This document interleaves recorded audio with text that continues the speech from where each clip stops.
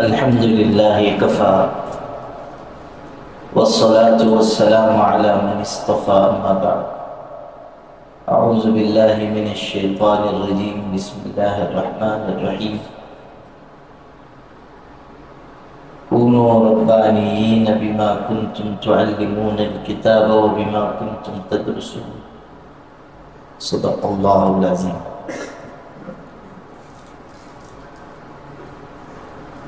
مدرسہ حضرت کرمہ رضی اللہ عنہ کے ناظم جناب قاری ریحان صاحب، یہاں کے اساتذہ کرام اور عزیز بچوں،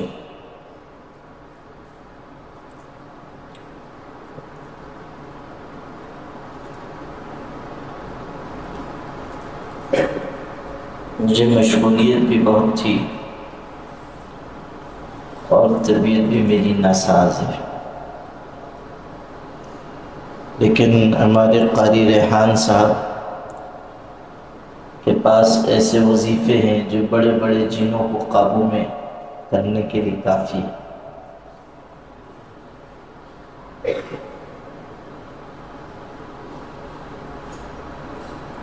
اس لیے آپ حضرات کی خدمت میں حاضر ہوا، اور اس لیے بھی کہ آپ کے اس ادارے سے قلبی لگاؤ ہے اور آپ سب سے بڑی محبت ہے۔ اللہ تعالیٰ آپ عزیزوں کو دین و دنیا کی سعادت عطا فرمائے اور آپ سب کو دونوں جہانوں میں کامیابی نصیب فرمائے۔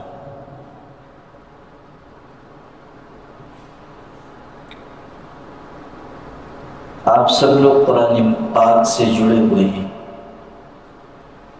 چاہے دینیات کے بچے ہوں چاہے قرآن پاک حفظ کرنے والے۔ اس لیے چند ضروری باتیں قرآن پاک کے حفظ سے متعلق عرض کرتا ہوں۔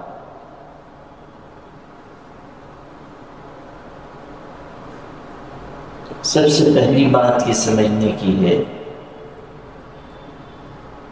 کہ قرآن پاک کا یاد کرنا یہ دنیا کی عزت اور آخرت کی نجات کا ذریعہ ہے۔ قرآن پاک کا حفظ معمولی بات نہیں۔ ہمارے شہر میں چونکہ اللہ کے کرم سے بہت حفاظ قرآن ہیں، تو ہم لوگوں کو اس کی اہمیت عظمت کا پورا احساس نہیں ہوتا، اور اس حقیقت کو ذہن میں رکھیے کہ جب عظمت نہیں ہوگی تو ہم پوری محنت بھی نہیں کر پائیں گے۔ آپ کو یہ سمجھنا ہوگا کہ قرآن پاک کا حفظ کرنا کتنی بڑی دولت ہے۔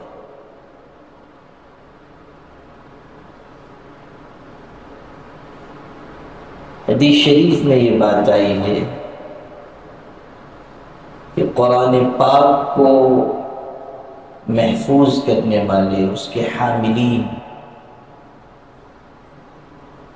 آخرت میں معزز فرشتوں کے ساتھ ہوں۔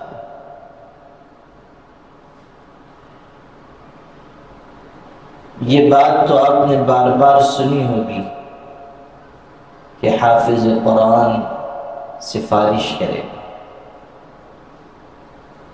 ایسے 10 لوگوں کے بارے میں جن پر جہنم واجب ہو چکی ہوگی۔ قیامت کے دن حافظ سے کہا جائے گا کہ پڑھتے جاؤ اور جنت کے درجات چڑھتے جاؤ۔ اس سے اس طرف بھی اشارہ ہے کہ جس کا حفظ جتنا زیادہ پختہ ہوگا وہ اتنے درجات حاصل کر لے گا، اور یہ بھی کہ حفظ قرآن کے ساتھ عمل ضروری ہے۔ جو عمل کرنے والا ہوگا وہ اللہ تعالیٰ کے ہاں اس نعمت سے سرفراز ہوگا کہ پڑھتے جاؤ اور چڑھتے جاؤ۔ اقرا ورتقی، ورتل کما کنت ترتل فی الدنیا۔ روایت میں ہے کہ پڑھتے جاؤ، جنت کے درجات چڑھتے جاؤ، اور اس طرح ٹھہر ٹھہر کر پڑھو جیسے تم دنیا میں پڑھتے تھے۔ اس سے ایک اشارہ اور نکلا کہ قرآن پاک ٹھہر ٹھہر کر پڑھا جائے۔ قرآن مجید کو اس طرح نہیں پڑھنا چاہیے کہ الفاظ سمجھ میں نہیں آ رہے ہیں، یہ اتنی عجلت میں کہ قرآن پاک کے حقوق ضائع ہو جائیں۔ بعض لوگ ایسے ہوتے ہیں کہ قرآن پاک اتنی تیزی سے پڑھتے ہیں کہ قرآن پاک کی آیتیں سمجھ میں نہیں آتی۔ بعض لوگ تو اس کو بہت اعزاز سمجھتے ہیں کہ ہمارے ہاں تراویح آدھے گھنٹے میں مکمل ہو جاتی ہے، اور بعض ایسا پڑھتے ہیں کہ وہ سمجھتے ہیں کہ کیا پڑھ رہے ہیں اور اللہ جانے، باقی مصلی تو کچھ بھی نہیں جانے۔ جیسے وہ ہیں نا کہ ڈاکٹر حضرات جو نسخہ لکھ کر دیتے ہیں دوا کا نام، تو یا میڈیکل والا جانتا ہے یا جبریل علیہ السلام، باقی اور کسی کو خبر نہیں، اس لیے کہ ان کی تحریر ایسی ہوتی ہے کہ آدمی پڑھ نہیں سکتا۔ انگریزی جان رہا ہے لیکن وہ پڑھ نہیں پائے گا۔ شیخ سعدی رحمۃ اللہ علیہ کی کتاب ہے گلستان، اس میں بڑی اچھی اچھی حکایتیں ہیں اور حکمت کی باتیں۔ میرے والد صاحب رحمۃ اللہ علیہ کو گلستان زبانی یاد تھی، وہ پڑھاتے تھے تو طلبہ لے کر بیٹھتے تھے کتابیں، اور والد صاحب زبانی درس دیتے تھے۔ بڑی اچھی حکمت بھری کتاب ہے۔ اس میں قصہ لکھا ہوا ہے، ابھی یاد آ گیا۔ شیخ سعدی نے لکھا ہے پرانے زمانے میں کاتب ہوتے تھے، کوئی خط لکھوانا، سب لوگ پڑھے لکھے نہیں ہوتے تھے، تو کچھ لوگ ہوتے تھے جو پڑھنا لکھنا جانتے تھے، تو وہ لوگ تحریریں خطوط لکھ دیتے تھے۔ تو ایک مرتبہ ایک کاتب کے پاس ایک شخص گیا خط لکھوانے کے لیے، اس نے کہا کہ یہ مضمون ذرا خط میں لکھ دو۔ اس نے کہا میرے پیر میں درد ہو رہا ہے۔ تو اس شخص نے کہا کہ لکھنا تو ہاتھ سے ہے، درد تو تمہارے پیر میں، لکھنا تو ہاتھ سے ہے نا، اور درد تمہارے پیر میں ہے، پیر میں درد ہے تو کیا ہوا، لکھ دو۔ تو اس نے بڑی معصومیت سے کہا اصل میں بات یہ ہے کہ میں جو لکھتا ہوں وہ میرے علاوہ کوئی پڑھ نہیں سکتا، تو جہاں خط جائے گا وہاں سے مجھے کو بلایا جائے گا، پڑھنے کے لیے مجھے کو یاد کیا جائے گا، اس لیے میں ابھی نہیں لکھوں گا، میرے پیر میں درد ہے۔ بعض لوگ قرآن پاک ایسے پڑھتے ہیں کچھ سمجھ میں نہ آئے، یہ قرآن پاک کے حقوق کو ضائع کر دیتے ہیں۔ قرآن مجید کو ٹھہر ٹھہر کر اچھے انداز میں پڑھنا چاہیے۔ دیکھو قرآن پاک کے ذریعے کتنی برکتیں دنیا اور آخرت میں حاصل ہو رہی ہیں۔ دنیا میں آپ دیکھیں کہ حافظ قرآن کی عزت کی جاتی ہے، حافظ قرآن کی عظمت ہے، اس کے سینے میں نور آ جاتا ہے، اللہ پاک کا قرب اس کو ملتا ہے۔ مومن کو قرآن مجید کا حافظ ہونا چاہیے، پورا قرآن پاک نہ حفظ ہو، کم سے کم کچھ نہ کچھ حصہ قرآن پاک کا یاد ہو۔ ایک بزرگ تھے، انہوں نے اپنے ایک طالب علم سے پوچھا، ہمارے بزرگوں اکابر اسلاف کو اس کا بہت اہتمام تھا کہ لوگ قرآن پاک یاد کریں، تو وہ پڑھاتے تھے کتاب میں، یعنی بڑے عالم تھے، لیکن اپنے ایک شاگرد سے جو پڑھنے آیا ہوگا اس سے پوچھا تم نے قرآن پاک حفظ کر لیا، قرآن پاک یاد ہے؟ اس نے کہا نہیں۔ تو انہوں نے حیرت سے کہا مومن لا يحفظ القرآن، مومن ہے اور قرآن یاد نہیں ہے، تو عجیب بات ہے۔ پھر بہت ہی خوبصورت جملہ کہا فَبِمَ يَتَنَعَّمُ فَبِمَ يَتَرَنَّمُ فَبِمَ يُنَاجِي رَبَّهُ۔ ارے قرآن پاک یاد نہیں ہے، مومن ہو اور قرآن یاد نہیں ہے؟ جب قرآن یاد نہیں ہے تو تم کس چیز کے ذریعے خوشی حاصل کرو گے، کس چیز کو تم گنگناؤ گے؟ فَبِمَ يَتَرَنَّمُ، مومن ہو کس چیز کو گنگناؤ گے؟ تمہاری زبان پہ کیا ہوگا جب قرآن یاد نہیں؟ فَبِمَ يُنَاجِي رَبَّهُ، اپنے پروردگار سے کس چیز کے ذریعے راز و نیاز کی باتیں کرو گے؟ یعنی جب قرآن یاد ہوگا تب تو تم تنہائیوں میں اس کو پڑھو گے، رات کے اندھیرے میں اٹھ کر اللہ کے آگے تلاوت کرو گے، قرآن پاک کے ذریعے اللہ سے بات کرو گے۔ ایک بزرگ فرماتے تھے کہ جو شخص یہ چاہے کہ وہ اللہ سے بات کرے، اس کو چاہیے کہ نماز پڑھے، اور جو یہ چاہتا ہے کہ اللہ اس سے بات کرے، اس کو چاہیے کہ قرآن پاک پڑھے۔ دیکھو کتنی خوبصورت بات ہے۔ جو چاہتا ہے کہ اپنے اللہ سے بات کرے، اس کو کیا کرنا ہے؟ نماز پڑھنا۔ اس لیے کہ جب آدمی نماز میں ہوتا ہے تو وہ اللہ سے بات کرتا ہے۔ حدیث پاک میں انما یناجی ربہ، جو نماز میں ہوتا ہے وہ اللہ سے چپکے چپکے بات چیت کرتا ہے، اور جو قرآن پاک پڑھتا ہے وہ ایسا ہے گویا کہ اللہ پاک اس سے بات کر رہا ہے۔ نماز پڑھنے والا اللہ سے بات کر رہا ہے، اور قرآن پاک پڑھنے والا کیسا ہے کہ اللہ اس سے بات کر رہا ہے۔ غور کرو، دونوں باتیں کتنی خوبصورت ہیں۔ پھر سوچو کہ اگر ہم تہجد کے وقت اٹھ کر قرآن پاک کی تلاوت کریں، دیر تک نماز میں کھڑے ہو کر قرآن پاک پڑھیں، تو دونوں چیزیں جمع ہو جائیں گی۔ یعنی ہم بھی اللہ سے بات کر رہے ہیں اس لیے کہ نماز پڑھ رہے ہیں، اور قرآن پاک کی تلاوت کر رہے ہیں گویا کہ اللہ ہم سے بات کر رہا ہے۔ دونوں چیزیں کیا ہوں گی؟ جمع ہو جائیں، اکٹھا ہو جائیں۔ اسی لیے کہتے ہیں کہ حافظ بننے والوں کو نوافل میں قرآن مجید کی تلاوت کرنی چاہیے۔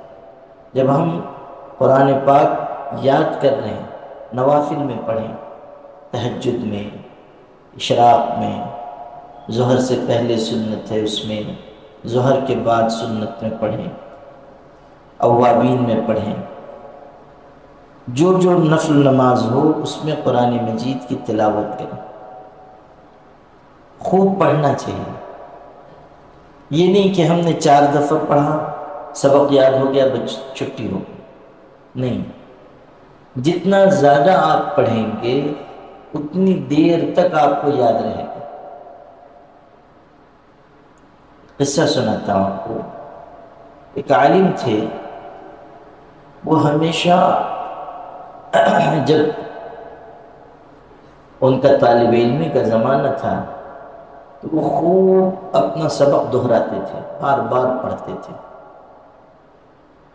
وہ ایک دن گھر میں تھے، وہ اپنا سبق بار بار دہرا رہے ہیں، بار بار دہرا رہے ہیں۔ گھر میں ایک بڑی بی بی تھی، بوڑھی عورت، تو انہوں نے ٹوکا اور کہا کتنی دفعہ تم دہراؤ گے؟ تمہارے دہرانے کو سن سن کر مجھ کو یاد ہو گیا، تمہارا دہرانا سن سن کر مجھ کو یاد ہو گیا۔ تو انہوں نے کہا اچھا سنائیے. تو بڑی بی نے سنا دیا، یاد ہو گیا تھا ان کو، سنا دیا. انہوں نے کچھ کہا نہیں، چپ ہو گئے. چند دن کے بعد بڑی بی سے کہا کہ وہ جو آپ نے سبق سنایا تو سنائیے. اب یاد ہوتا تو سناتی نا، بھول گئی تھی. تو انہوں نے کہا کہ یاد نہیں ہے. تو اس عالم نے جو جواب دیا وہ کتنا خوبصورت تھا. فرمایا کہ میں زیادہ اسی لیے پڑھ رہا ہوں، میں زیادہ اسی لیے پڑھتا ہوں کہ وہ مشکل مجھ کو پیش نہ آئے جو آپ کو پیش آئے. یعنی آپ نے یاد کیا اور بھول گئی، لیکن میں زیادہ پڑھتا ہوں تاکہ تاعمر مجھ کو یاد رہے. ہمارے بچوں میں سے کچھ ایسے ہوتے ہیں جن کو اللہ نے ذہن اچھا دیا ہے، 4 دفعہ پڑھا سبق یاد ہو گیا، بس سمجھتے ہیں کام تمام. نہیں، بار بار دہرائیے، اس لیے کہ آج آپ جو یاد کر رہے ہیں وہ اسی وقت آخر زندگی تک برقرار رہے گا جب آپ کی محنت آج زیادہ ہوگی. زیادہ آپ پڑھیں گے تب آپ کے ذہن میں وہ چیز جم جائے، رسوخ حاصل کر لے گی. جو علم کے ماہرین گزرے ہیں وہ یہ بتاتے ہیں کہ حفظ کے درجے کو، یعنی یادداشت، کسی چیز کو محفوظ کر لینا، حفظ کے درجے کو انسان اس وقت پہنچتا ہے جب وہ کسی چیز کو 50 مرتبہ پڑھے. کتنی مرتبہ؟ 50 مرتبہ. تب حفظ کے درجے کو پہنچتا ہے، یعنی یادداشت اس کی اس وقت بہترین ہو جاتی ہے جب وہ ایک چیز کو 50 مرتبہ پڑھتا ہے. آپ کا سبق ہے، اگر آپ اس کو 50 دفعہ دہرائیں گے تو آپ کو قرآن مجید زمانے تک یاد رہے گا، زندگی کے آخری سانس تک یاد رہے گا. شیخ الحدیث مولانا زکریا صاحب رحمۃ اللہ علیہ بڑے بزرگ گزرے ہیں، آپ سب نے نام سنا ہوگا. فضائل اعمال ان کی کتاب ہے. بہت بڑے عالم تھے، بہت بڑے بزرگ تھے اور حافظ قرآن تھے. تراویح میں قرآن پاک سناتے تھے، تراویح میں قرآن پاک سناتے تھے. انہوں نے اپنا پورا معمول لکھا ہے، فضائل اعمال میں پڑھ لیجیے. ایک پارہ وہ سناتے تھے، ایک پارہ تراویح میں سناتے تھے. اس ایک پارے کو 30 مرتبہ دہراتے تھے، یعنی پورا ایک قرآن پاک پڑھ لیتے تھے. جو پارہ تراویح میں سنانا ہے اس کو 30 مرتبہ دہراتے تھے. نوافل میں پڑھتے تھے، دیکھ کر پڑھتے تھے، سناتے تھے. اوابین میں، تہجد میں اسی پارے کی تکرار کرتے تھے 30 مرتبہ. جو تراویح میں سنانا ہے جو پارہ 30 مرتبہ. آپ سوچیے، ایسا نہیں تھا کہ کچے حافظ تھے، نہیں تو جو بیچارے کچے حافظ ہوتے ہیں وہ ان کو رمضان میں نہ سحری نظر آتی ہے نہ افطاری نظر آتی ہے، ان کو صرف قرآن مجید نظر آتا ہے. یہ پختہ حافظ قرآن تھے اور بہت محنت سے حفظ کیا تھا. خود انہوں نے لکھا ہے کہ میرے والد صاحب نے، جب میں حافظ ہوا تو والد صاحب نے مجھ کو پابند کیا کہ تم روزانہ 1 مرتبہ پورا قرآن مجید ختم کیا کرو، اس کے بعد تم کو چھٹی ہے، کھاؤ پیو کھیلو، پورا قرآن مجید ختم ہوگا تب جا سکتے. تو پورا قرآن مجید روز ان کو مکمل کرنا ہوتا تھا، پھر کھیلنے کی یا کہیں جانے کی چھٹی ہوتی تھی. اور والد ان کے آج کل جیسے نہیں تھے دلار پیار والے. ان کے والد کے قصے سب انہوں نے لکھے ہیں، پڑھیے. آپ لوگ تو سنی کے بھاگ جائیں گے، پڑھیں گے تو سمجھ میں آئے گا کہ باپ کیسا ہوتا ہے. ان کے والد بہت سخت تھے، بہت سختی کی. لیکن اس سختی کا نتیجہ یہ نکلا کہ مولانا زکریا صاحب رحمۃ اللہ علیہ جیسا شخص امت کو ملا۔ ان کے والد خود قرآن مجید کے زبردست حافظ تھے۔ حضرت مولانا زکریا صاحب نے لکھا ہے کہ میری دادی یعنی حضرت مولانا یحییٰ جو ان کے والد تھے، ان کی والدہ وہ گاؤں میں اپنے رہتی تھی، یہ سہارنپور ہوتے تھے ان کے والد۔ رمضان میں گئے تو والدہ نے کہا بیٹا قرآن مجید سنا دو، قرآن مجید سنا دو۔ مولانا یحییٰ صاحب کھڑے ہوئے، اللہ اکبر نیت باندھی، اس کے بعد پڑھنا شروع کیا قرآن مجید۔ سورہ قاف پہ رکوع فرمایا، پہلا رکوع سورہ قاف پہ 26واں پارہ۔ اس کے بعد دوسری رکعت میں کھڑے ہوئے والناس تک، اس کے بعد سلام پھیرا اور پیچھے مڑ کے کہا 18 رکعت اپنی اپنی پڑھ لو، السلام علیکم۔ آئی بات سمجھ میں؟ 2 رکعت میں مکمل فرما۔ آپ سوچئے کتنا اچھا یاد رہا ہو۔ تو وہ چاہتے تھے کہ ان کے بیٹے بھی ویسے ہی نکلیں، بہت سختی کی۔ مولانا زکریا صاحب رحمۃ اللہ علیہ بہترین حافظ، اتنے اچھے حافظ تھے، لیکن تراویح میں قرآن پاک سنانا رہتا تھا تو کتنی مرتبہ پڑھتے تھے؟ 30 مرتبہ۔ آئی بات سمجھ؟ ایک پارے کو 30 مرتبہ پڑھتے تھے۔ میرے عزیزوں، محنت کرنا ضروری ہے، بار بار پڑھنا، بار بار دہرانا، محنت میں اضافہ کرنا۔ یہ نہیں کہ ہم نے سبق سنا دیا، ہم نے سبق کا پارہ سنا دیا، نقطہ سنا دیا، بس سمجھیے کہ ہمارا کام مکمل ہو گیا۔ نہیں، اور ابھی آپ کی عمر ہے، کم عمری میں جو لوگ قرآن پاک یاد کر لیتے ہیں ان کو قرآن مجید زیادہ وقت تک یاد رہتا ہے۔ بچپن میں جو نقش قائم ہوتا ہے وہ مستحکم ہوتا ہے۔ اسی لیے اسلاف کی عادت تھی کہ وہ بچوں کو نوعمری میں حفظ کراتے تھے، پہلے حفظ کراتے تھے، بعد میں دوسرے علوم پڑھاتے تھے۔ امام اوزاعی رحمۃ اللہ علیہ جو بہت بڑے عالم گزرے ہیں اور بہت ہی زبردست ان کا حافظہ تھا امام اوزاعی کا۔ اس سے آپ اندازہ کیجئے کہ ایک مرتبہ ان کے زمانے میں گھر میں کچھ بحث ہوئی، ایک آدمی کی اپنی بیوی سے کچھ بحث ہوئی۔ اچھا، اس زمانے میں لوگ پڑھے لکھے سب ہوتے تھے تو بات چیت بھی ہوتی تھی گھروں میں تو اسی ٹائپ کی ہوتی تھی۔ یہ آج کل جیسی جو ہمارے گھروں میں مچھلی بازار مچتا ہے وہ نہیں ہوتا تھا۔ لڑائی بھی ہوتی تھی تو ذرا عالمانہ لڑائی ہوتی تھی۔ یہ آج کل والی سب پھٹبال والی لڑائی نہیں ہوتی تھی۔ کتنے واقعات ہیں کتابوں میں، لڑائی ہوئی، بحث مباحثہ ہوا، اسی حساب سے وہ لوگ لڑتے بھی تھے۔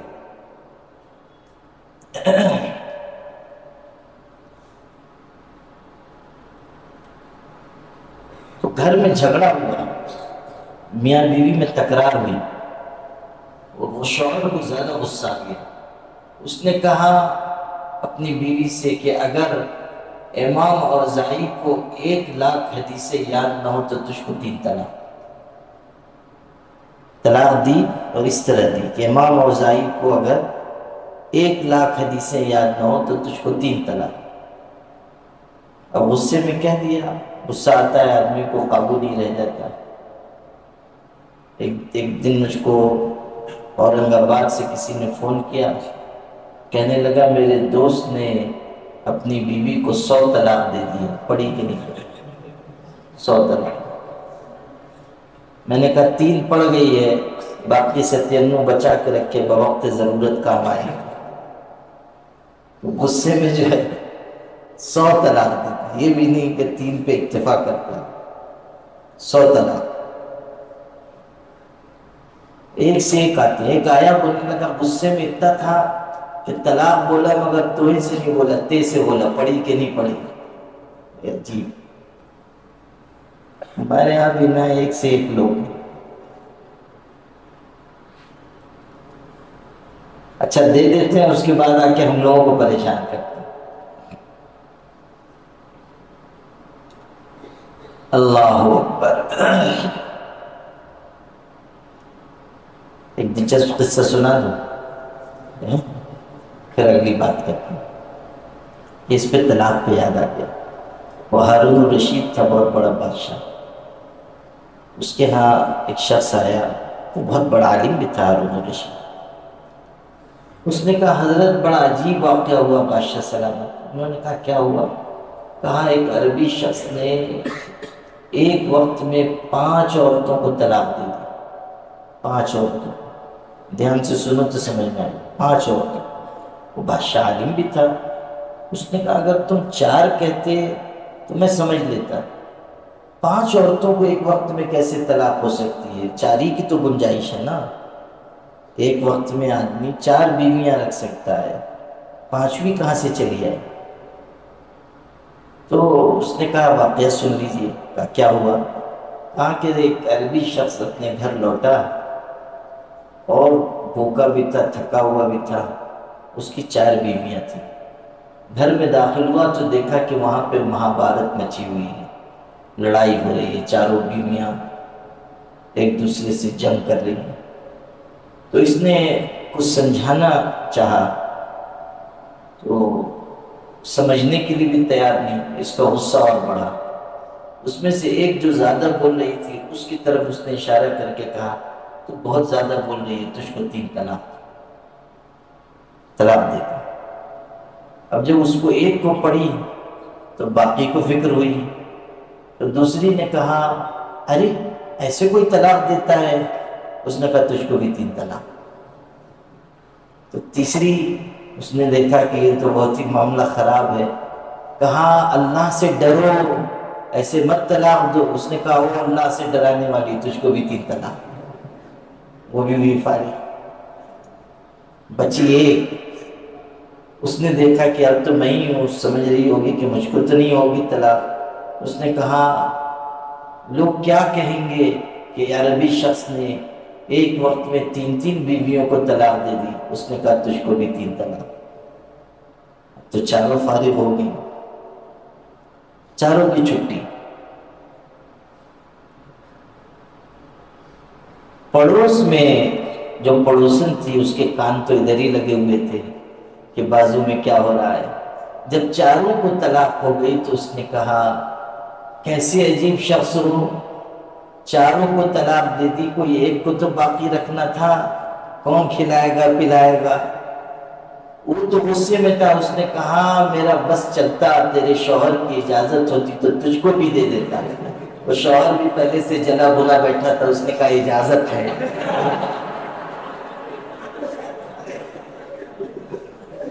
وہ بھی گئی۔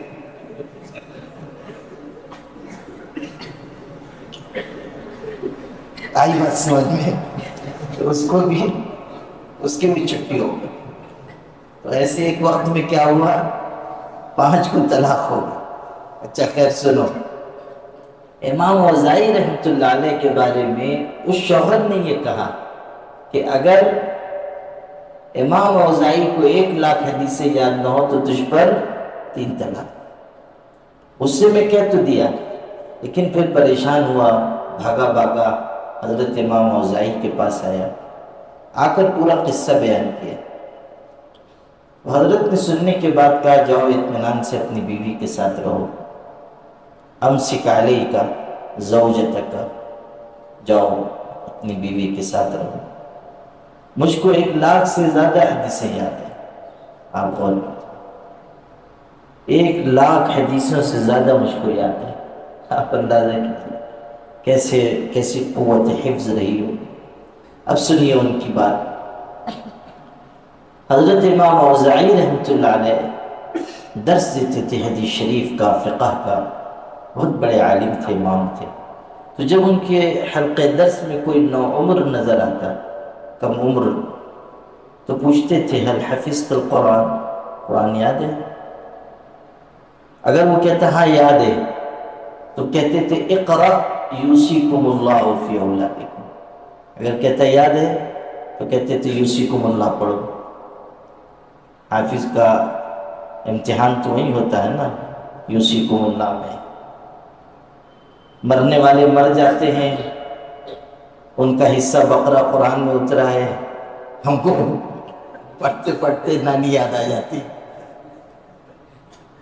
ہاں، اس لیے کہ ذرا ادھر ادھر ہوئے کہ اماں کا حصہ ابا کو چلا جاتا ہے، نہیں سمجھے؟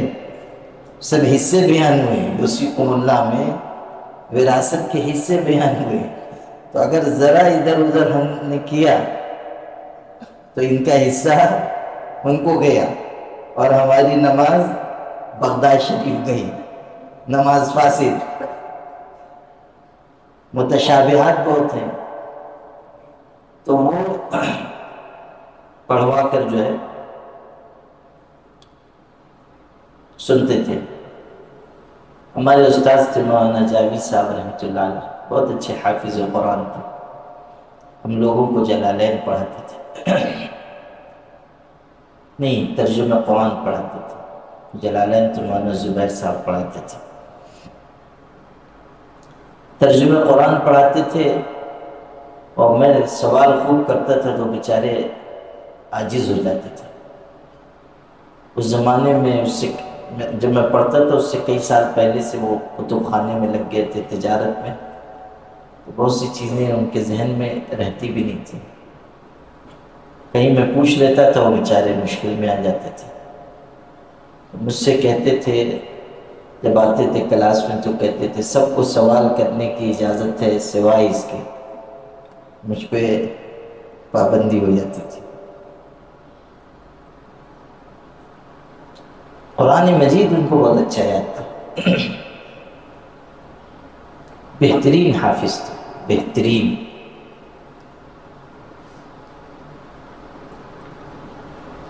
سردی ہو، گرمی ہو، بارش ہو، کوئی موسم ہو، وہ نورانی مسجد میں امام تھے، فجر کی نماز پڑھا کے نکلتے تھے، ٹہلتے تھے اور قرآن مجید کی تلاوت کرتے تھے، اور مہینے کی پہلی تاریخ کو پہلا پارہ، دوسری تاریخ کو دوسرا پارہ طے تھا۔ اتنی باقاعدگی سے پڑھتے تھے کہ ہم لوگ ان کے پارے کے عدد سے تاریخ معلوم کر لیتے تھے، یعنی پوچھے مولانا آج کون سا پارہ پڑھے، 8واں پارہ، تو آج 8 تاریخ ہے، اتنی پابندی تھی۔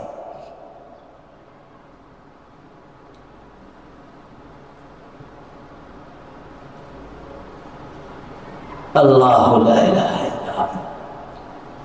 اچھا، زمانے طالب علمی سے ہم نے بڑی محنت کی تھی۔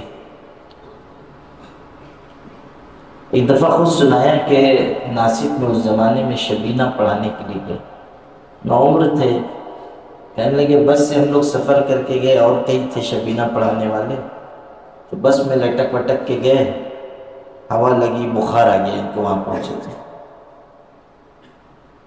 تو انہوں نے جو اور ساتھی گئے تھے ان سے کہا کہ آج تم لوگ سنا لو، میری طبیعت ٹھیک نہیں، کل میں سنا دوں گا۔ تو بات ہوتے ہوتے پہنچ گئی جو منتظمین تھے ان تک، تو ان لوگوں نے سمجھا نا کہ اس کو اچھا قرآن یاد نہیں ہے، اس لیے بہانہ کر رہا ہے، تو کسی نے کہہ دیا کہ اس کو معلوم ہوتا قرآن یاد نہیں، اور یہ بات ان کو پہنچ گئی، معلوم ہو گئی۔ کہتے تھے کہ مجھ کو بہت غصہ آیا، لیکن بخار تھا، پڑھانے کی حالت نہیں تھی، تو غصہ تو بہت آیا لیکن کچھ کر نہیں سکتا تھا۔ دوا کھایا، اگلے دن بخار اتر گیا، تراویح میں کھڑا ہوا اور پڑھنا شروع کیا، تو انہوں نے بھی یہی کام کیا کہ پڑھتے گئے، ایک رکعت میں 26ویں پارے تک پڑھا، ایک رکعت میں۔ اس کے بعد پھر دوسری رکعت میں شروع کیا 30ویں پارے تک، پھر 18 رکعت میں پورا کیا۔ تو میں نے ان سے پوچھا کہ پیچھے والوں کا کیا حال تھا؟ کہنے لگے گرتے تھے، پڑھتے تھے، وضو خانے پہ جاتے تھے، ٹہلتے تھے، پھر آ جاتے تھے۔ تو میں نے پھر پوچھا ان سے آپ کا کیا حال ہوا؟ بولے جھونک جھونک میں سنا تو دیا، وہاں سے آیا تو 3 دن بستر سے اٹھا ہی نہیں۔ قرآن مجید بہت اچھا ہے آپ کا۔ اچھا دیکھو ایک بات یہاں ٹھہر کے اور سمجھاتا ہوں، ابھی یاد آ گئی، شاید میں نے یہ واقعہ کبھی نہیں سنایا، آج تم لوگوں کو سمجھانے کے لیے سنا تھا۔ دیکھو سبق جب یاد کرو نا تو حرف حرف اعراب حرکت سب دیکھ کر یاد کیا کرو، دیکھ کر پہلے پورا پڑھو پورے دھیان سے، کوئی زبر زیر اعراب کہیں فرق نہ ہو۔ اور جو ہمارے اساتذہ ہیں ان سے بھی کہوں گا کہ بہت دھیان سے سبق سنو، وجہ اس کی یہ ہے کہ اگر سبق میں کوئی غلطی چھوٹ جاتی ہے تو وہ زمانے تک قائم رہتی ہے۔ اگر سبق میں ہم نے کوئی حرف ادھر ادھر یاد کر لیا، اعراب کی کوئی غلطی، وہ دماغ میں ویسے ہی یاد رہ جاتی ہے۔ اب سنیے کیوں سنایا میں نے۔ حضرت مولانا جاوید صاحب رحمۃ اللہ علیہ جب ہم لوگوں کو پڑھاتے تھے، یعنی جب میں نے پڑھا ان سے، تو ان کو حافظ قرآن ہوئے لگ بھگ 40 سال ہو چکے ہوں گے، اور تراویح سنانے کو بھی نہیں بھی تو 30 سال 32 سال ہو چکے ہوں۔ اور نورانی مسجد میں تراویح سناتے تھے، پیچھے کئی حافظ ہوتے تھے۔ لیکن ایک دن پڑھاتے پڑھاتے درس میں انہوں نے رہبانیت کا لفظ ہے، کچھ پڑھا رہے تھے، درس دے رہے تھے، حفظ نہیں پڑھاتے تھے، وہ ترجمہ پڑھا رہے تھے، اس میں انہوں نے رہبانیت کہا۔ میری عادت جو ہے پہلے سے خراب ہے، کوئی بھی بات ہوتی ہے تو میں کہہ دیتا ہوں، کوئی بات اگر دائیں بائیں ہے کہہ دیتا ہوں، نہیں تو بعد میں توجہ دلانے کے لیے لکھ دیتا ہوں جس شخص نے غلطی کی کہ آپ نے یہ بات صحیح نہیں بیان کی۔ ایک دفعہ ہمارے ایک بہت بڑے استاد ہیں، انہوں نے بخاری شریف کا آخری درس دیا، میں بھی شامل تھا، کچھ انہوں نے اس میں گفتگو فرمائی جو علمی لحاظ سے صحیح نہیں تھی۔ میں نے ان کو بعد میں تفصیلی خط لکھا اور حوالوں سے لکھا کہ یہ بات جو آپ نے بیان فرمائی ہے یہ درست نہیں۔ علم کا ایک جہان ہے، وہ بہت کشادہ ہے، اس کا کوئی کنارہ نہیں ہے۔ جو آدمی جتنی محنت کرے گا وہ اتنا علم رسوخ حاصل کرے گا۔ خیر، تو انہوں نے رہبانیت کہا تو میں نے کہا کہ یہ لفظ یہ نہیں ہے، صحیح لفظ رہبانیت ہے۔ تو مولانا نے کہا نہیں، رہبانیت صحیح ہے۔ میں نے کہا نہیں، رہبانیت صحیح ہے۔ تو انہوں نے فرمایا کہ قرآن پاک میں بھی یہ لفظ آیا اور رہبانیت آیا۔ میں نے کہا کہاں آیا ہے؟ تو انہوں نے آیت پڑھی رہبانیت ابتدا ہوا۔ میں نے کہا وہ غلط پڑھ گئے، لفظ آیا ہے رہبانیت ابتدا ہوا۔ میں نے کہا نہیں، ہو نہیں سکتا، مجھے رہبانیت ہی یاد ہے اور آج تک میں یہ پڑھتا ہے۔ میں نے کہا آپ قرآن مجید منگائیے۔ نتیجہ یہ ہوا کہ قرآن مجید لایا گیا اور جب اس کو کھولا گیا تو رہبانیہ نکلا۔ مولانا سر پکڑ کر بیٹھ گئے اور مولانا نے کہا کہ میں آج تک اس لفظ کو ایسے ہی پڑھتا ہے۔ یہ ان کا بڑا پن تھا کہ انہوں نے کہا کہ مجھ کو یہ لفظ اسی طرح یاد ہے اور میں ایسے ہی پڑھتا ہے۔ تو آپ غور کیجئے کہ اگر کوئی غلطی رہ جائے گی تو وہ زمانے تک باقی رہتی ہے۔ اس لیے آج آپ جب سبق یاد کریں تو اتنا سمجھ کر اس طرح یاد کریں کہ وہ چیز جو آپ یاد کر رہے ہیں، جو سبق آپ کا ہے قرآن پاک کا، اس میں کوئی غلطی نہ رہے۔ اور استاذ کی بھی ذمہ داری ہے دھیان سے سنیں، یہ نہیں کہ دماغ کہیں ہے دل کہیں ہے اور کیا طالب علم پڑھ رہا ہے کچھ پتہ نہیں، یا پھر استاذ جو ہے منہ میرا موبائل شریف کی طرف اور بچہ سنا رہا ہے۔ اب وہ کیا سنا رہا ہے؟ وہ تو سلسلہ عالیہ واٹسپیہ سے فیوز و برکات حاصل کر رہے ہیں۔ اب اس میں جو ہے یہ مرا، یہ زندہ ہوا، یہاں آگ لگی، وہاں بچہ پیدا ہوا، اسی میں بیچارہ لگا ہوا ہے، تو اس کا دماغ ادھر رہے گا۔ جو سنا رہا ہے کیا سنا رہا ہے، غلطی کر رہا ہے نہیں غلطی کر رہا ہے نہیں پتہ چلے، اور غلطی رہ گئی تو بہت دیر تک رہے گی۔ بات سمجھ رہے ہو کہ نہیں سمجھ رہے؟ تو طالب علم کی بھی ذمہ داری ہے کہ جب سبق یاد کرنا ہو تو خوب دھیان سے دیکھ کر پہلے پڑھو اور پھر اس کو یاد کرو۔ اور اب تو بہت سہولت ہو گئی، آپ کو ایک اور مشورہ دیتا ہوں کہ جو حصہ آپ کو قرآن مجید کا یاد کرنا ہے اس کی پرنٹ نکال لیجیے آپ لوگ، اب بہت آسان ہو گیا، اور آپ اپنے کمرے میں جہاں آپ رہتے ہیں یا ایسی جگہ جہاں آپ کی نظر بار بار پڑے، آپ اس کو لگا دیجیے، قرآن مجید کا 2 صفحہ 1 صفحہ جو سبق آپ کا ہے، چلتے پھرتے آپ کی نظر پڑے گی تو وہ جلدی بھی یاد ہوگا، صحیح بھی یاد ہوگا، اور بہت زمانے تک محفوظ رہے گا۔ دیکھنے سے، بار بار کسی چیز کو دیکھنے سے وہ چیز ذہن میں مستحضر ہو جاتی ہے، محفوظ ہو جاتی ہے۔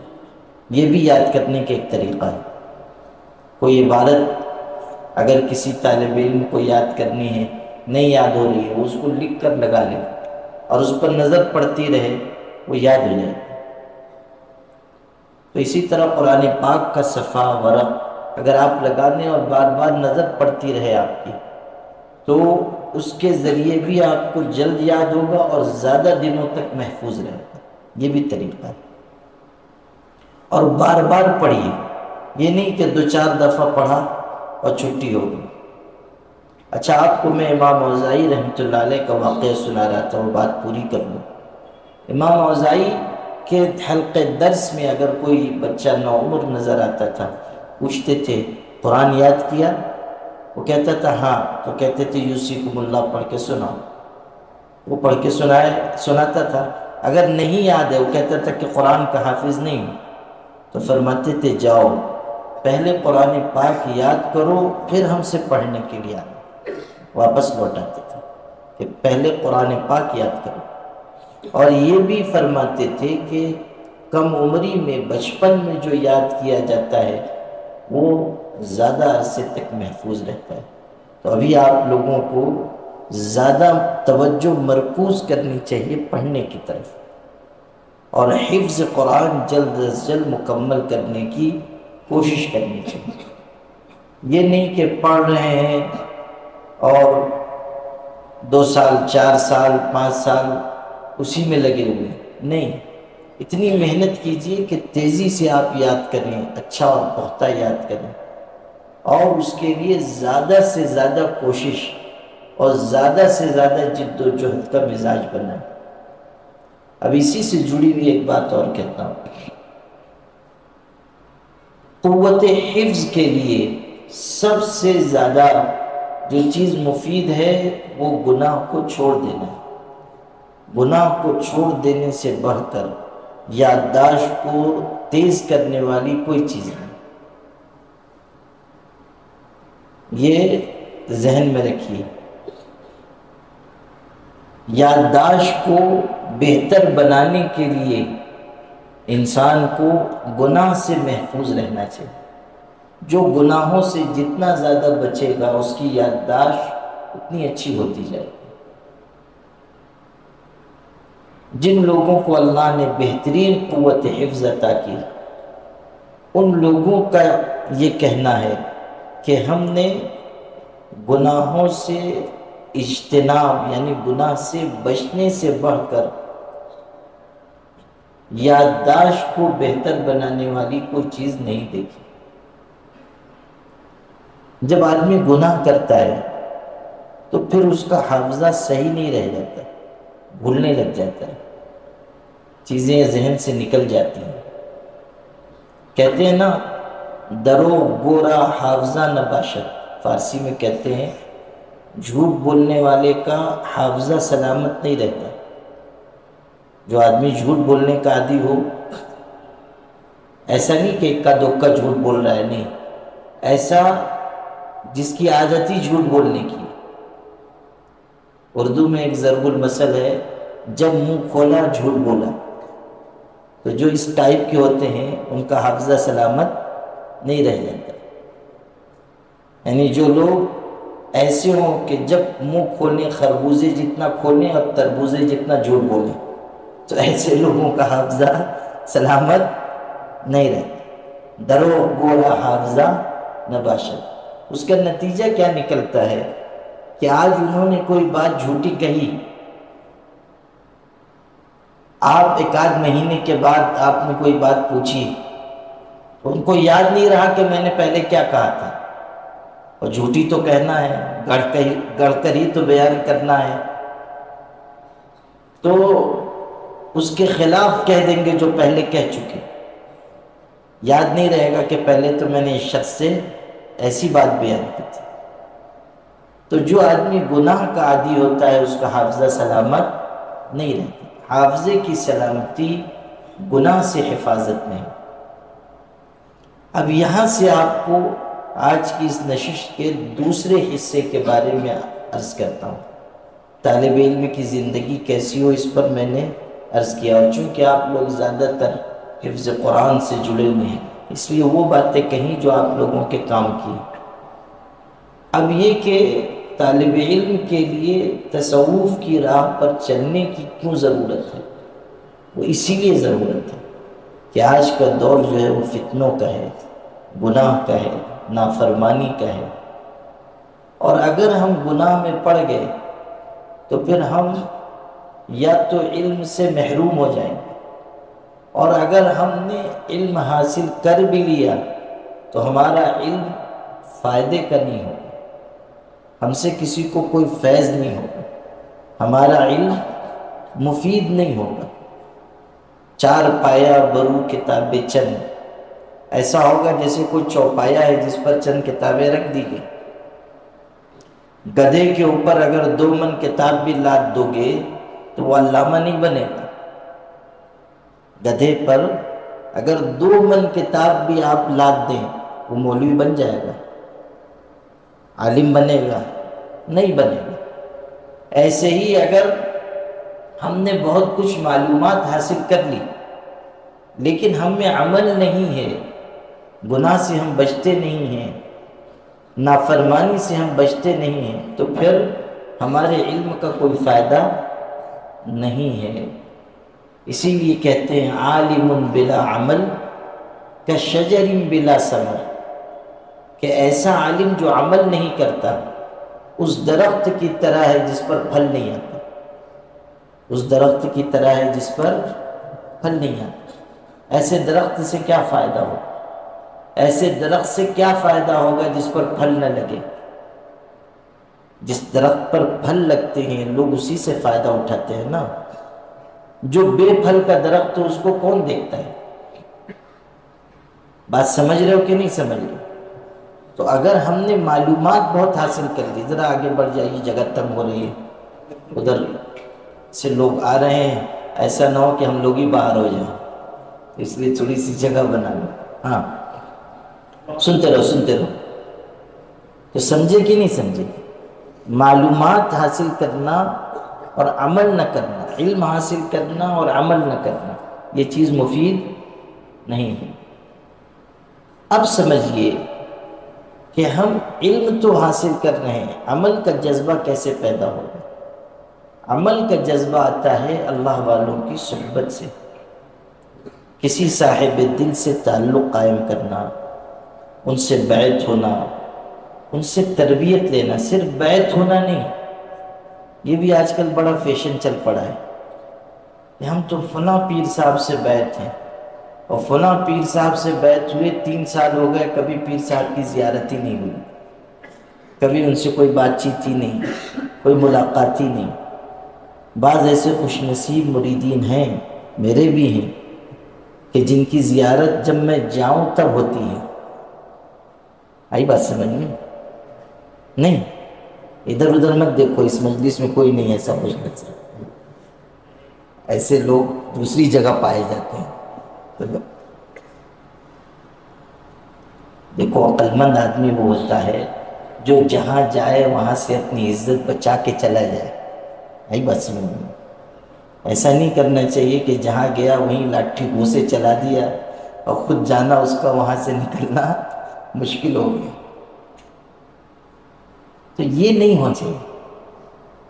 ہم اگر کسی سے تعلق قائم کریں تو ہمارے اندر اپنی اصلاح کی طلب ہونی چاہیے، تڑپ ہونی چاہیے.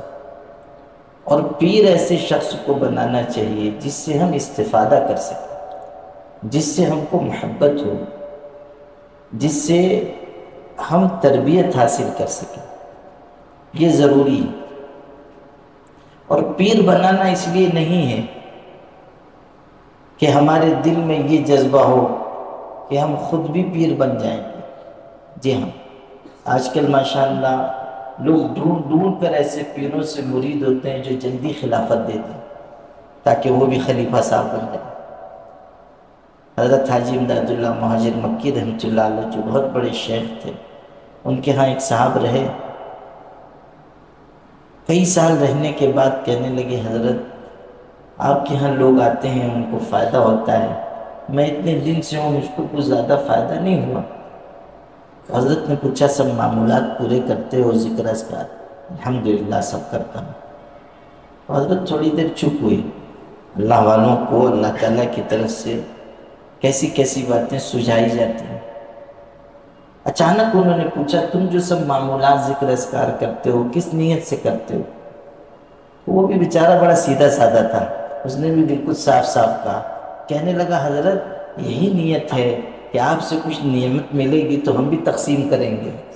تو حضرت نے کہا تیری نیت ہی خراب ہے، پہلے دن سے نیت ہی خراب ہے تو کہاں سے فائدہ ہوگا. نیت آدمی کی بڑا بننے کی نہیں ہونی چاہیے، نیت آدمی کی اپنی اصلاح کی ہونی چاہیے. اور گناہوں سے بچنا اور طاعت کے راستے پر چلنا اسی وقت ممکن ہوگا جب ہم کسی نیک انسان کی صحبت میں رہیں گے، ان سے تعلق قائم رہیں گے. اور بیعت ہونے کی وجہ سے یہ بھی ہوتا ہے کہ جو سلسلے کے بزرگ ہوتے ہیں ان کے فیوز و برکات سے آدمی مالا مال ہوتا ہے. سلسلے کے بزرگوں کی توجہ نصیب ہوتی ہے اور یہ بہت بڑی چیز ہے. میں جب اپنے حضرت رحمۃ اللہ علیہ سے بیعت ہوا، میں طالب علمی میں بیعت ہو گیا تھا. 16 سال کی میری عمر تھی جب میں بیعت ہوا. اور ہمارے حضرت رحمۃ اللہ علیہ طالب علموں کو جلدی بیعت نہیں فرماتے تھے، ان کا معمول نہیں تھا. لیکن نہ صرف یہ کہ مجھ کو بیعت فرمایا بلکہ بڑی توجہ ان کی ہوئی اور بہت شفقتیں محبتیں. تو بیعت تو میں ہو گیا. کچھ ذکر اذکار مختصر سے طالب علموں کو وظیفہ بھی مختصر بتاتے تھے، تو جو ذکر اذکار تھے وہ میں کرتا تھا. تو اس کا اثر یہ ہوا کہ مختلف قسم کی چیزیں رہنمائی کی آگے آنے والے حالات کے سلسلے میں وہ خواب میں نظر آنے لگے.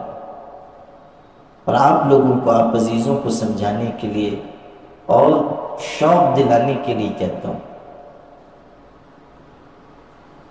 کہ اس وقت جب میں پڑھتا تھا، ظاہر ہے کہ حضرت رحمۃ اللہ علیہ بہت بڑے شخص تھے، بہت بڑے عالم تھے، بزرگ تھے، دنیا میں ان کی شہرت تھی، لاکھوں لوگ ان سے بیعت تھے، اور میں ایک طالب علم تھا. ظاہر ہے کہ طالب علم وہ بھی ایسا جو گمنام ہو ان کو کیسے یاد رہے. اور ہم لوگوں کے ذہن میں یہ آ نہیں سکتا تھا کہ کبھی کوئی خصوصیت کا مقام حاصل ہوگا. لیکن اللہ کا نظام دیکھیے کہ اس وقت جب میں پڑھتا تھا میں نے متعدد خواب دیکھے. خواب کس طرح کے؟ ایسے خواب دیکھ رہا ہوں کہ حضرت تشریف لا رہے اور آ کر مجھ کو گلے سے لگاتے ہیں، محبت کا اظہار کرتے ہیں.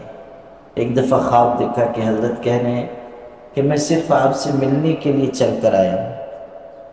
خواب دیکھتا تھا کہ حضرت کے سامنے تقریر کر رہا ہوں، حضرت کے بازو میں بیٹھا ہوا ہوں، بہت بڑے بڑے مجمع ہیں، اور حضرت کے ساتھ بہت سارے لوگ ہیں، لیکن سب سے قریب میں ہوں، وغیرہ وغیرہ وغیرہ، بیسیوں خواب میں نے دیکھے۔ اچھا، اس وقت خواب دکھتے تھے تو اپنے بھی سمجھتے تھے شیخ چلی کے خواب ہیں۔ ہاں صحیح، یعنی کون تصور کر سکتا تھا؟ آپ خود سوچئے، کون سوچ سکتا تھا کہ میں، بہت سارے علماء ہیں، بڑے بڑے لوگ ہیں، اور حضرت کے سب سے قریب میں بیٹھا ہوں، یا حضرت کی جگہ میں تقریر کرنا ہوں، وغیرہ وغیرہ وغیرہ۔ لیکن آپ سے میں کہہ رہا ہوں کہ جتنی چیزیں اس زمانے میں اللہ نے مجھ کو خواب میں دکھائی، بعد کے زمانے میں وہ ساری چیزیں منوان پوری ہوئی، ساری چیزیں پوری ہوئی۔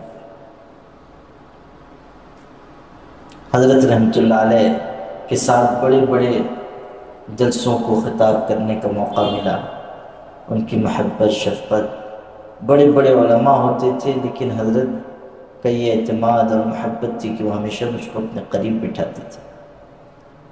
حضرت کے خلفاء ہوتے تھے، ظاہر ہے سب حضرت کے خلفاء جو ہیں سب معمر ہیں، بڑے بڑے، اکثر تو ان میں سے اللہ کو پیارے ہو گئے، 70 سال، 75 سال، 80 سال اس عمر کے تھے۔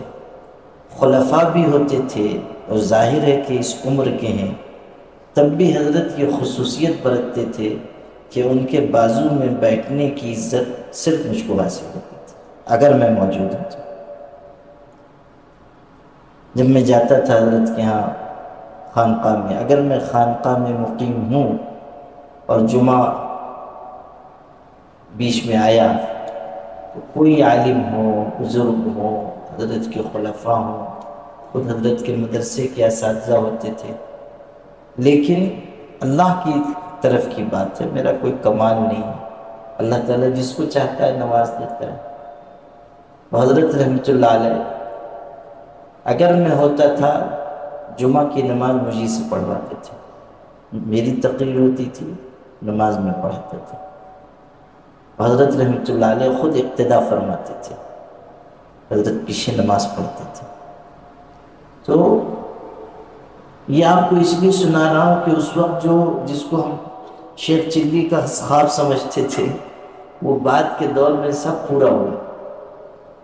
یہ ایک نظام ہے اللہ تعالیٰ کا کہ اگر کوئی آدمی اچھے نیت سے، صدق دل سے اس راستے پر چلتا ہے تو اللہ تعالیٰ اس کو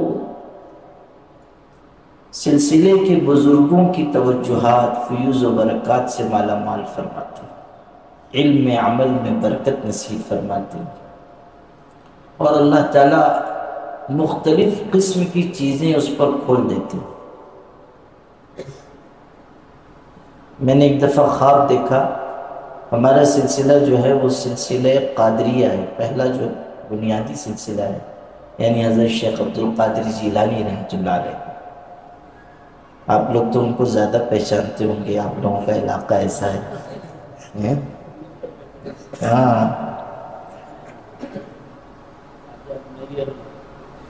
حضرت غوث پاک ہے نا، پہچانے کے نہیں؟ آپ لوگوں سے بہتر کون جانے گا؟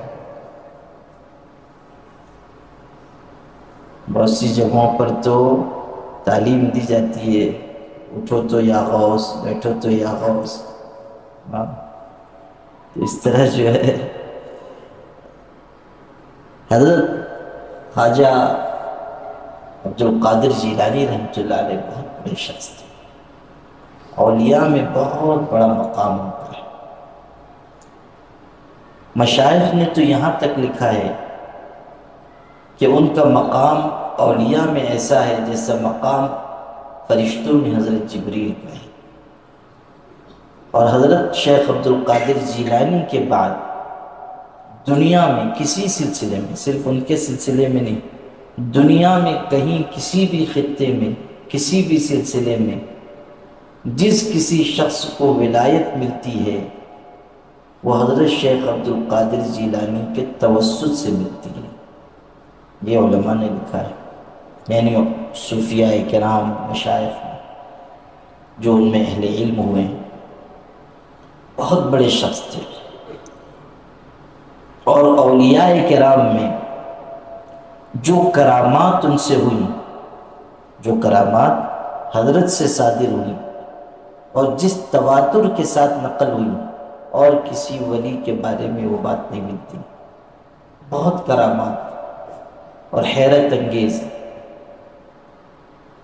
وہ سب کرامات نہیں جو آج کل بیان کرتے ہیں لوگ، انا تو سمجھ لو گے والی کہ ملک الموت کا جھولا چھین لیا، سب روحوں کو پرندوں کی طرح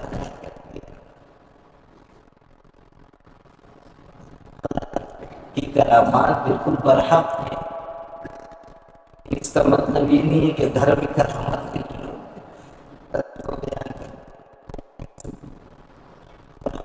شیخ عبد القادر جیلانی رحمۃ اللہ علیہ کے غلاموں میں سے، ان کی عظمت اور ہم نہیں پہچانیں گے تو کون پہچانے، لیکن اس کا مطلب یہ نہیں ہے کہ آپ غیر معتبر باتیں ان سے منسوخ کرتے ہیں۔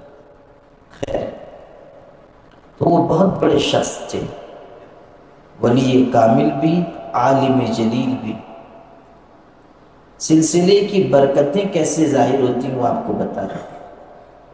ایک دفعہ میں نے خواب دیکھا کہ کوئی شخص بہت علم والا آیا ہوا ہے اور مجھ سے وہ کچھ سوال کر رہا ہے، اور میں نے چاہا کہ کچھ جواب دوں، ذرا مشکل تھا، سوال مشکل تھا، میں نے چاہا کہ جواب دوں، مشکل پیش آ رہی تھی۔ اتنے میں نے دیکھا کہ حضرت شیخ عبد القادر جیلانی رحمۃ اللہ علیہ تشریف لائے اور مجھ کو ایک لکھا ہوا پرچہ دیا خواب میں، اور فرمایا کہ اس کو پڑھ لو، پڑھ کر پھر جواب دو، اس کو پڑھ لو، پڑھ کر پھر جواب دو۔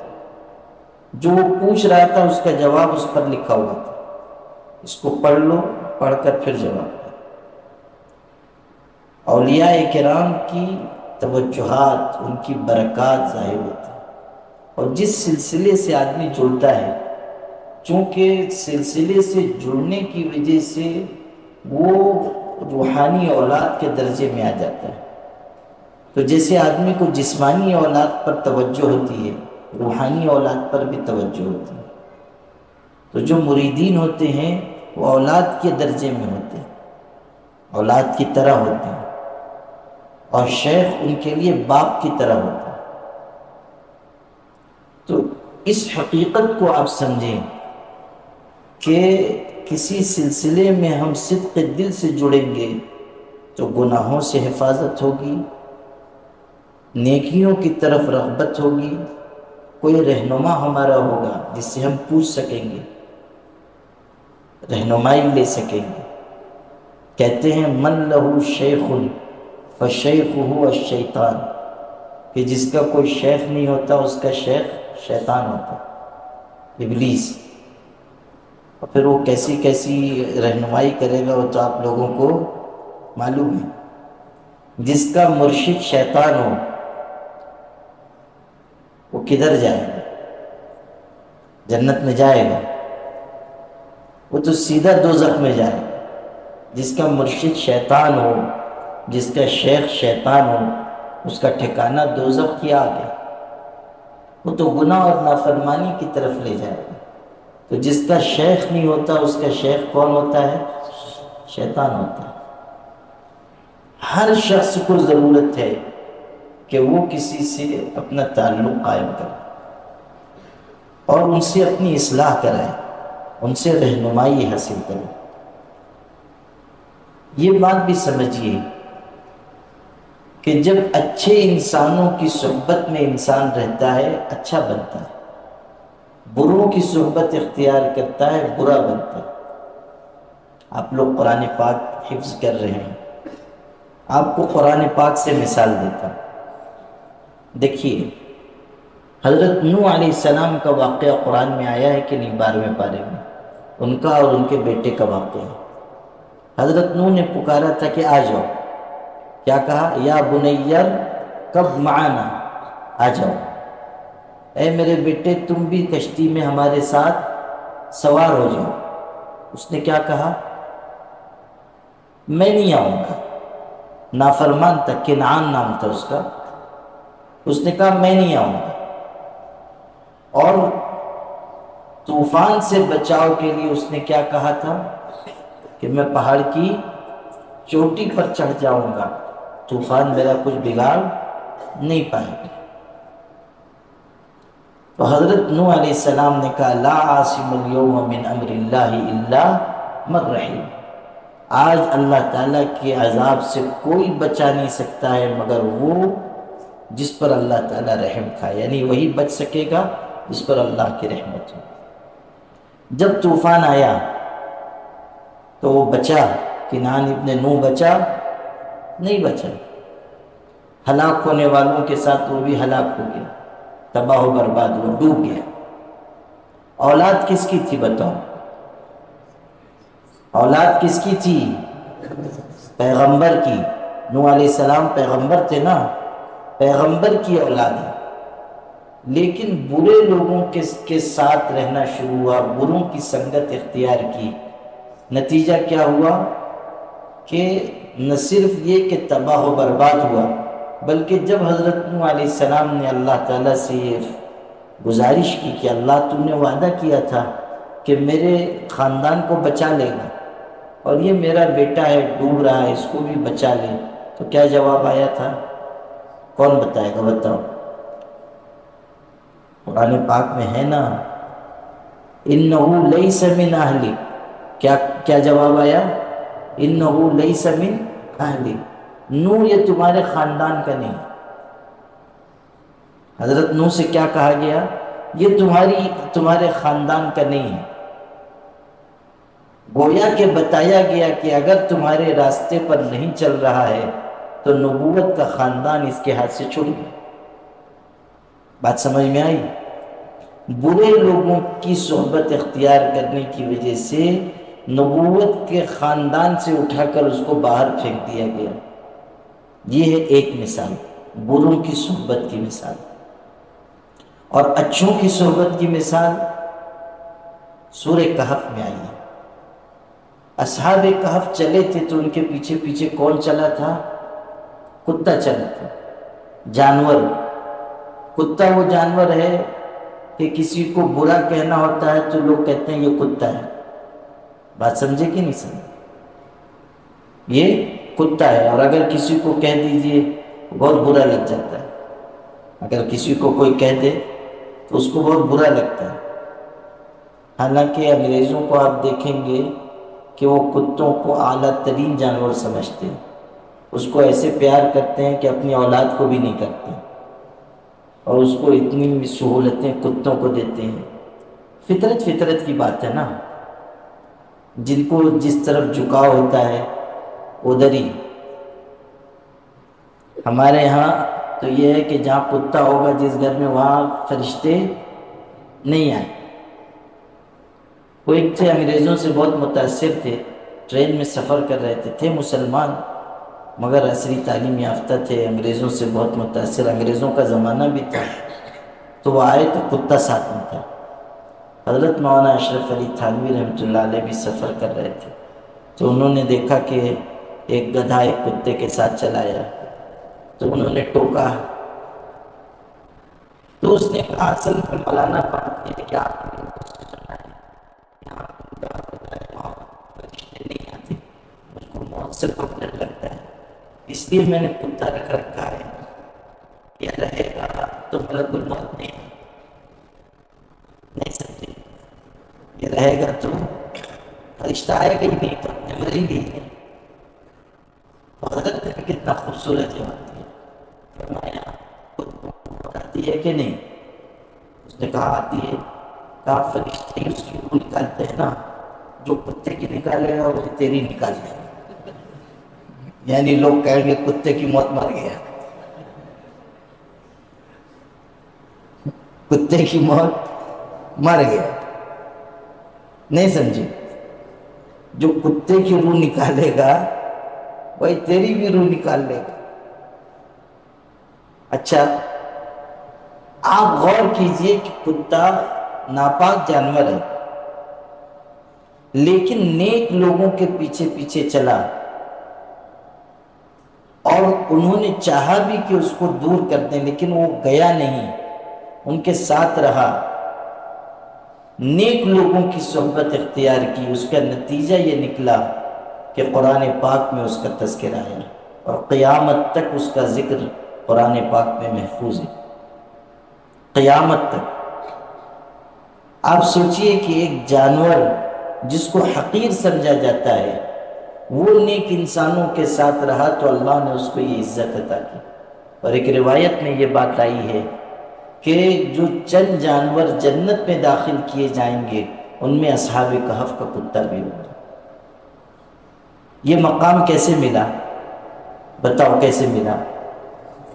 نیک لوگوں کی صحبت کی وجہ سے۔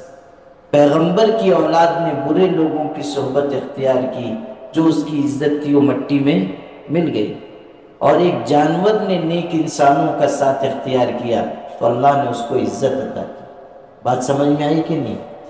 یہ ہے بیعت ہونے کا فائدہ، کہ انسان نیک لوگوں کی صحبت اختیار کرے گا، اچھے لوگوں کے ساتھ رہے گا۔ جب اچھے لوگوں کے ساتھ رہے گا، اچھی باتیں سنے گا تو اچھا بنے گا۔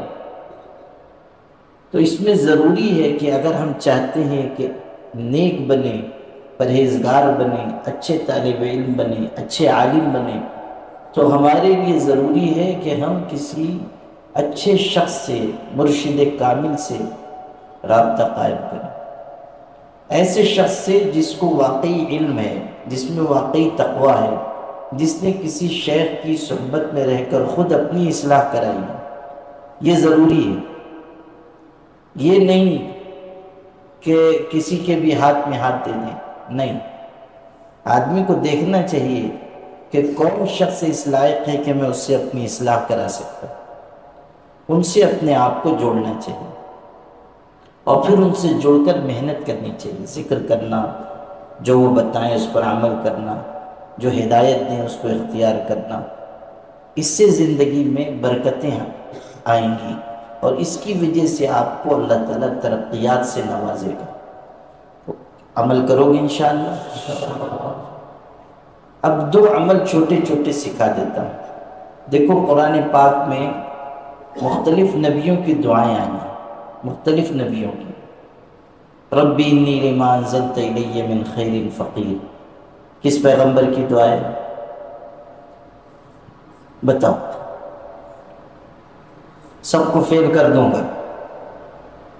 ربی انی لما انزلت الی من خیر فقیر، یہ حضرت موسیٰ علیہ السلام کی دعا ہے۔ جہاں مدین کا تذکرہ ہے وہاں یہ دعا ہے۔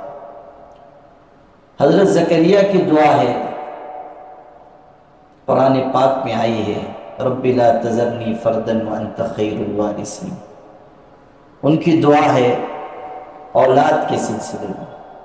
حضرت یونس کی دعا ہے، لا الہ الا انت سبحانک انی کنت من الظالمین۔ حضرت عیسیٰ علیہ السلام کی دعا ہے، اور وہ آپ لوگوں کے بہت کام کی، وہ دعا ہے، ربنا انزل علینا مائدۃ من السماء، اے اللہ آسمان سے ہم پر دسترخوان اتار دے۔ یہ دعا ہے، 7ویں پارے میں آئی ہے نا، ربنا انزل علینا مائدۃ من السماء تکون لنا عیدا لاولنا وآخرنا وآیۃ منک وارزقنا وانت خیر الرازقین۔ ہم کو رزق دے، اب تو سب سے بہترین رزق دینے والا ہے، ہم پر آسمان سے دسترخوان اتار دے۔ ایک طفیلی تھا، طفیلی اس کو کہتے ہیں جو کسی کے بھی منڈپ میں گھس کے کھا لیتے ہیں، یعنی صرف اس کو کھانے سے مطلب ہے، کہیں بھی بس کھانا ملے۔ تو کھانے پینے والا تھا اور مشہور تھا، اس کے بارے میں مشہور تھا۔ تو ایک نے اس سے پوچھا، تم صرف کھاتے ہی پیتے رہتے ہو یا کچھ قرآن بھی یاد ہے؟ بولے ہاں یاد ہے نا۔ بولے اچھا کون سی قرآن کی آیت یاد ہے، کوئی آیت سناؤ۔ اس نے کہا کلوا واشربوا، کلوا واشربوا، کھاؤ اور پیو۔ اب اس نے سوچا کہ یہ اپنی مطلب کی آیت بیان کر رہا ہے، تو اس نے اپنے حساب سے بڑا تیر چلایا۔ اس نے کہا اچھا قرآن کی کوئی دعا سناؤ۔ دعا، اس نے سوچا کہ دعا میں کہاں آئے گا، دعا میں تو یہی ہے ربنا اغفر لنا ذنوبنا ربنا آتنا، تو اس میں کھانے پینے کا تو کوئی ذکر ہے نہیں۔ کہا قرآن کی کوئی دعا سنو، اس نے کہا ربنا انزل علینا مائدۃ من السماء، اللہ ہم پر آسمان سے دسترخوان اتار، وہاں بھی اپنے مطلب کی دعا لے کے آیا ہے۔ تو حضرت عیسیٰ کی یہ دعا ہے، حضرت سلیمان علیہ السلام کی دعا ہے، حب لی ملک لا ینبغی لأحد من بعدی انک انت الوہاب۔ مختلف نبیوں کی، اگر سناؤں گا تو بہت لمبا ہوگا، تو مختلف پیغمبروں کی دعائیں ہیں، لیکن سید الانبیاء حضرت محمد مصطفیٰ صلی اللہ علیہ وسلم کی دعا جو قرآن میں آئی ہے، کون بتائے؟ حضور کی دعا جو حضور کو تعلیم دی گئی قرآن میں ہے۔ یہ سب نبیوں کی دعائیں، سید الانبیاء کی دعا، حضور کی دعا ہے رب زدنی علما۔ حضور سے کہا گیا آپ کہیے اللہ میرے علم کو بڑھا دے، اللہ میرے علم کو بڑھا دے۔ یہ ہے دعا، حضور کی دعا جو قرآن میں آئی۔ ایک اور دعا ہے، ابھی اس کا ذکر نہیں کرتا، یہ آپ سے متعلق ہے اس لیے ذکر کیا، یہ بہت خوبصورت دعا ہے۔ حضور سب سے زیادہ جاننے والے تھے، اولین و آخرین کا علم حضور کے پاس تھا، لیکن کہا گیا کہ دعا مانگیے رب زدنی علما، اللہ میرے علم کو اور بڑھا دے۔ یہ دعا ہر طالب علم کو مانگنا چاہیے، اور کیسے اس کا میں طریقہ بتاتا ہوں۔ ایک بہت بڑے عالم گزرے ہیں، بہت بڑے مصنف، بہت انہوں نے خدمت کی۔ اپنی کتاب میں انہوں نے لکھا ہے کہ میں جب چھوٹا تھا تو ایک بزرگ سے میں نے علم برکت کے لیے اور دینی خدمات کے لیے کوئی وظیفہ چاہا۔ انہوں نے مجھ کو ایک وظیفہ بتایا تھا جس پر میں آج تک عمل کرتا ہوں، اور وہ بہت ہی زبردست وظیفہ ہے، وہ آپ کو سکھاتا ہوں، فری میں سکھا دے رہا ہوں، اس لیے قدر کرو۔ بس بہت ہی خوبصورت وظیفہ ہے، ہر طالب علم کو، ہر عالم کو پڑھنا چاہیے۔ میں بھی ہر نماز کے بعد پڑھتا ہوں، اس کو عمل کرتا ہوں، اس کو 10 مرتبہ پڑھنا ہے، لا حول ولا قوت الا باللہ العلی العظیم۔ دیکھو علم کے راستے میں جو سب سے بڑی رکاوٹ ہے اور حفظ کے راستے میں وہ گناہ ہے، اور گناہ سے حفاظت کا یہ نسخہ ہے لا حول۔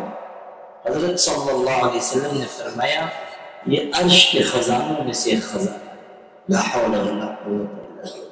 زبردست وظیفہ ہے، شیطان اس سے دور بھاگتا ہے۔ کبھی آپ پڑھ کے دیکھیے شیطان کیسے دور بھاگتا ہے۔ کچھ انسان جن میں شیطانی خصلتیں ہیں ان کے سامنے بھی پڑھیے، دیکھیے کہ آپ بگولا ہو جائیں اور کہیں گے کیا میں شیطان ہوں؟ اسے کہیے آپ کو غصہ آ رہا ہے اس لیے آپ ہیں، آئی بات سمجھ۔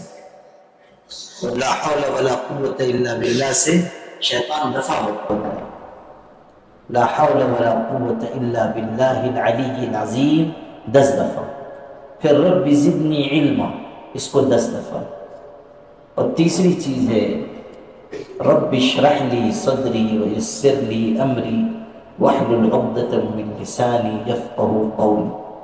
اس کے پڑھنے سے سینہ کھل جاتا ہے، زبان میں قدرت پیدا ہوتی ہے، آدمی کچھ بیان کرتا ہے بہترین بیان کرتا ہے۔ 10 دفعہ اس کو بھی پڑھنا، 10 دفعہ لا حول ولا قوت الا باللہ العلی۔ پہلے نمبر پر کیا ہے؟ علی العظیم۔ دوسرے نمبر پر کتنی دفعہ؟ اور تیسری چیز رب اشرح لی یفقہوا قولی تک 10 دفعہ۔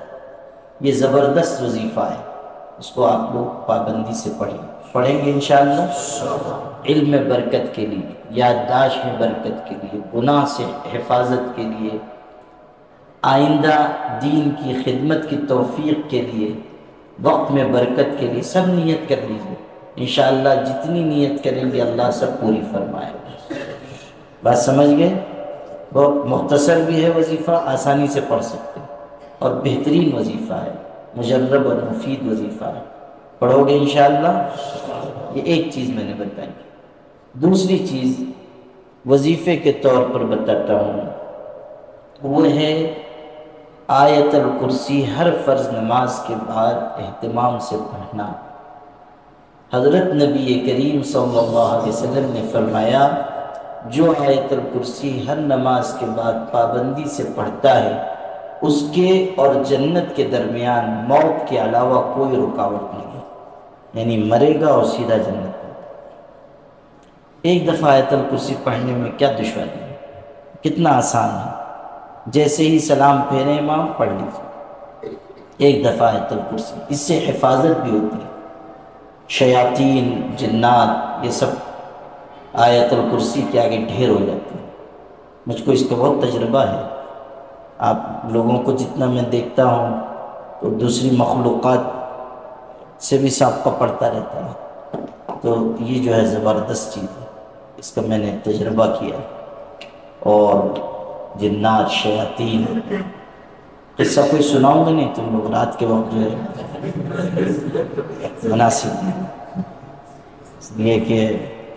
اس لیے کہ کوئی بے ہوش ہوا تو قاری ریحان میرے ہی پاس لے کے آئیں گے، اور ویسے ہی مجھ کو بہت کام ہے آج کل، تو اس لیے آیت الکرسی پڑھنا زبردست چیز ہے۔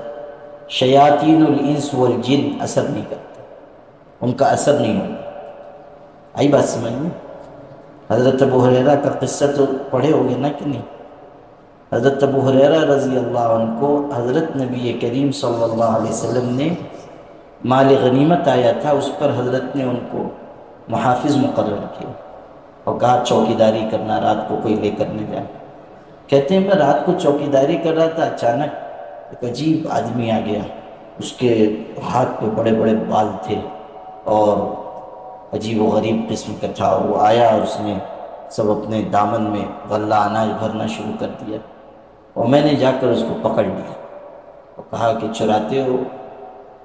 تو جب پکڑا گیا تو اس نے معافی تلافی کی، نہیں مجھ کو چھوڑ دو، غریب ہوں مسکین ہوں، چھوڑ دو کل نہیں آؤں گا۔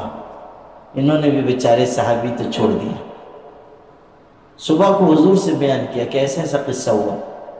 حضور صلی اللہ علیہ وسلم تو پیغمبر تھے، سید الانبیاء تھے، آپ نے فرمایا اس نے جھوٹ کہا وہ پھر آئے گا۔ حضرت ابو ہریرہ نہیں پہچان گئے کہ کون ہے وہ، لیکن حضور نے فرمایا اس نے جھوٹ کہا پھر آئے گا۔ حضرت ابو ہریرہ تو اب دوسری رات کو پہلے سے طاق میں تھے کہ حضور نے فرمایا تو ضرور آئے گا، اور وہ آیا اور پھر چرانے لگا، پھر انہوں نے پکڑا، پھر اس نے بہت منت سماجت کی تو حضرت نے چھوڑ دیا۔ اگلے دن پھر بیان کیا، حضور نے فرمایا پھر آئے گا۔ تیسری رات پھر آیا، پھر چرانے لگا، انہوں نے پھر دبوچا، آج تو تجھ کو چھوڑوں گا نہیں، پکڑا بہت کس کے، آج چھوڑوں گا نہیں۔ تو اس نے کہا کہ دیکھو مجھ کو چھوڑ دو، میں تم کو ایک بہت مفید چیز بتاتا ہوں، اگر اس کو پڑھ لو گے تو شر سے محفوظ ہو جاؤ گے۔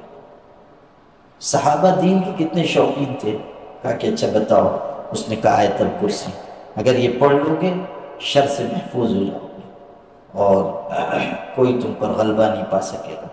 انہوں نے وعدے کے مطابق چھوڑ دیا۔ اگلی صبح حضرت سے قصہ بیان کیا، حضور صلی اللہ علیہ وسلم نے فرمایا تم جانتے ہو 3 راتوں سے تم کس کو پکڑ رہے ہو اور کس سے بات کرتے ہو؟ انہوں نے کہا نہیں۔ حضور نے فرمایا وہ شیطان تھا جھوٹا مگر یہ سچی بات بیان کر کے تھا تو جھوٹا مگر یہ بات سچی بیان کی کہ آیت الکرسی پڑھو گے تو شر سے محفوظ رہو گے۔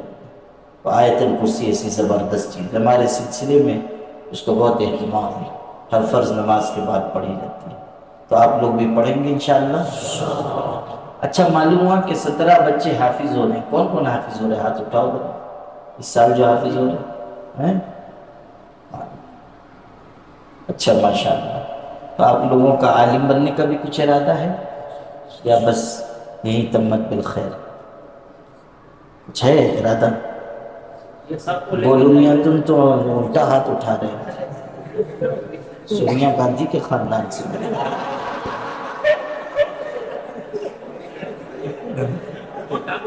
اچھا نہیں، اچھا بچہ ہے، پڑھے گا انشاءاللہ۔ نہیں، ان لوگوں کو ہاتھ اٹھانے کی بڑی عادت ہے مگر جلدی یاد ہے اٹھاتے نہیں ہیں، جب اٹھاتے ادھر ہی والا اٹھاتے ہیں۔ اچھا آپ لوگ حافظ ہو رہے ہیں، عالم بنو بچے۔ دیکھو قرآن مجید یاد کرنا بہت بڑی چیز ہے، لیکن قرآن میں کیا ہے وہ بھی تو ہم کو یاد کرنا پڑے گا نا، وہ بھی ہم کو سمجھ میں آنا چاہیے۔ اس لیے عالم بننا بہت ضروری ہے. عالم بنو گے انشاءاللہ؟ عالم بنو، چھوڑو نہیں بیٹا، عالم بن جاؤ. تھوڑی محنت کرو، عالم بن جاؤ. عالم اور اچھے عالم بنو، جھولا بیانی والے عالم مت بنو. ایک دم اچھے عالم، زبردست عالم، بہترین خطیب، اچھے مقرر.